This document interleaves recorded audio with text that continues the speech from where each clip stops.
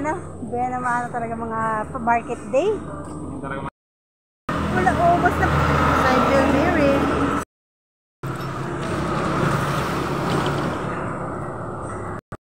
Pasak talaga. dapat madamiron yung axle niya dun sa loob para mas matagal masira yung ano. Axle dun sa loob, may spacer. Para hindi madaling masira yung ano. Lahat na yata ng talyer, ako napuntahan.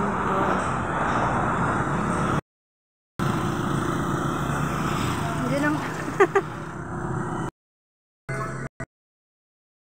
Oh, Webes ngayon. Talaga pala ang pagkaano mo dyan, kasi yung... Magkano taong spacer? Oh, para hindi masira. Para mas matagal masira yung Matagal bearing. masira ang bearing. Saan yung luma?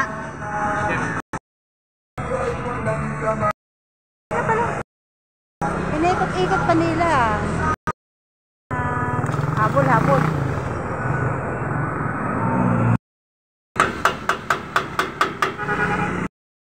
$100 din? Lan, magkano isang? $100 agad.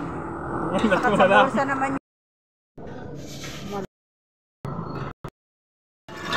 Well done. Nadali na naman ang 3K ko. Dapat kasi lalagyan ng grasa kahit bagong lagay. Yun nga ang ginawa eh. Wala nga talagang grasa. Nadali tuloy. Sayang.